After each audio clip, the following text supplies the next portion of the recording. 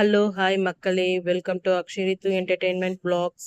இன்னைக்கு நாம் பார்க்க போகிறது என்னன்னா சுவையான காளான் பாயா தான். அதற்கு தேவையான பொருட்கள் சின்ன வெங்காயம், அப்புறம் இஞ்சி பூண்டு, ஒரு பிடி அளவு கருவேப்பிள்ளை, அப்புறம் துருவிய தேங்காய், அப்புறம் மஷ்ரூம். என்கிட்ட சின்ன வெங்காயம் கொஞ்சம் தான் இருந்தது, ஸோ அதனால பெரிய வெங்காயமும் எக்ஸ்ட்ராவாக ஆட் பண்ணிக்கிட்டேன். இப்போ என்னன்னா குக்கரை வச்சுட்டு ஆயில் ஊற்றிடுறேன்.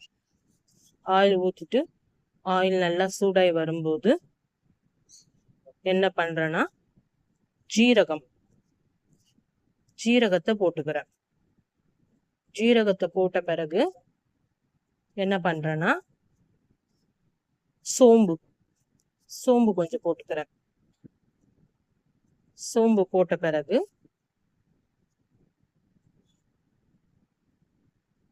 மிளகு,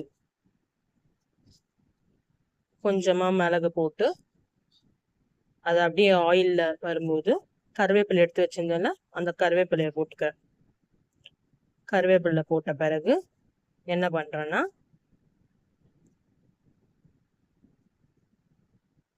இஞ்சி பூண்டு சின்ன சின்னதா வெட்டி வச்சிருந்தேன்னா அதை எடுத்து போட்டுக்கிறேன். ரொம்ப ஈஸியான மெத்தட் தான். எல்லாமே போட்டு வதக்கி அரைச்சி பண்ண போறோம் தான் நம்ம. ஸோ எல்லாம் தனித்தனியா தேவைப்படுற ஐட்டம்ஸ்ன்னு எதுவுமே கிடையாது. இது நல்லா கொஞ்சம் லைட்டா அப்படி வதங்கி இருக்கும்போது என்ன பண்றோம்னா காஞ்ச மிளகா நான் இன்னைக்கு எடுத்திருக்கேன். ஏன்னா இன்னைக்கு நம்ம காரம் சில்லி பவுடரே போட போறது இல்லை. காஞ்ச மிளகா உங்ககிட்ட இந்த வத்த மிளகான்னு சொல்லுவாங்க பாருங்க, நல்லா ரெட்டிஷா வர்ற மாதிரி நீட்டு மிளகா, அது இருந்தாலும் போட்டுக்கோங்க. அது கொஞ்சம் கலர் தரும் உங்களுக்கு. அதுக்கப்புறம் வெட்டி வச்சிருக்க வெங்காயம் ஆட் பண்ணி நல்லா வதக்க போறேன். இப்போ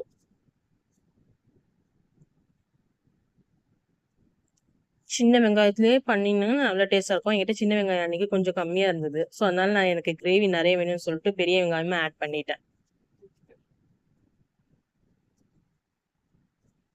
நல்லா வதக்கி விட்டுட்டே இருங்க, கொஞ்சம் கேப் விட்டு.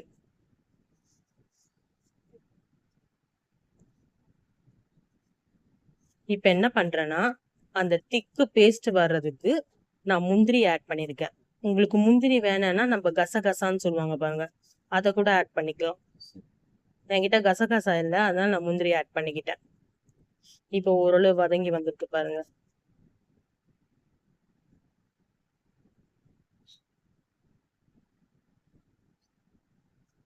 இப்ப என்ன பண்றேன், துருவன தேங்காய்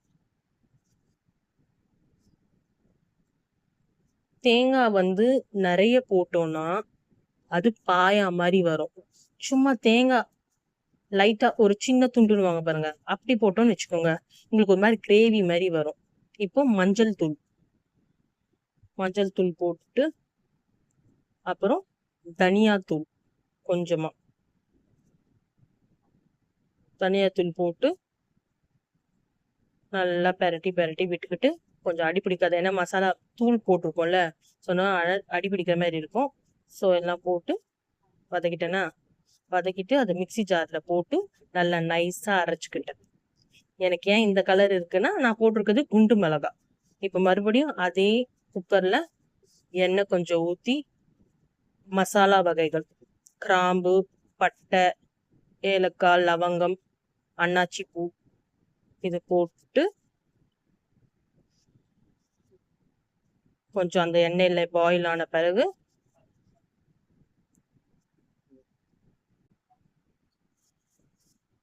கருவேப்பிலை கொஞ்சம் போட்டுக்கிறேன்.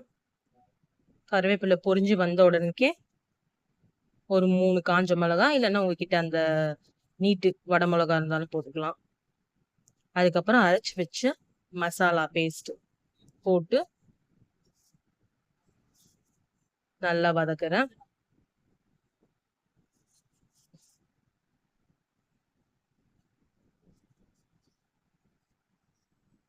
இந்த டைம்ல மசாலாக்கு தேவையான உப்பு, கல்லுப்பு போட்டுக்கிறேன்.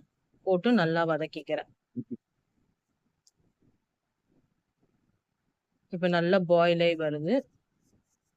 கொஞ்சம் பாயில் ஆனது நம்ம பார்த்துக்கிட்டே இருக்கணும், இல்லைன்னா அடி பிடிச்சிடும். அதுக்கப்புறம் தண்ணி கொஞ்சம் ஊத்தி அதை கலந்து விட்டுக்கிட்டே இருக்கேன்.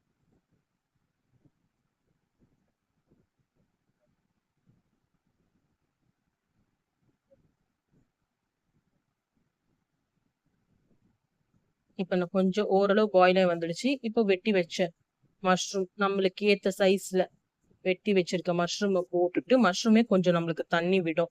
ஸோ அதுக்கப்புறம் மசாலாக்கு எவ்வளோ தேவையோ அவ்வளோ தண்ணி நம்ம விட்டுக்கலாம். தண்ணியா வேணும்னா தண்ணியா, திக்கா வேணும்னா திக்கா. இப்ப நான் மூடி வைக்கிறேன், அடுப்பை ஸ்லோ பண்ணிடுறேன். ஸ்லோ பண்ணிட்டு அது ஸ்லோலியே குக் ஆகட்டும். அடியும் பிடிக்காது, உங்களுக்கு தண்ணியும் விடும். அப்பப்போ நம்ம ஒரு 5 நிமிஷம் கேப் இன்டர்வெல்ல நம்ம ஓபன் பண்ணி அதை ஒரு கிண்டு விட்டுக்கிட்டே இருக்கலாம்.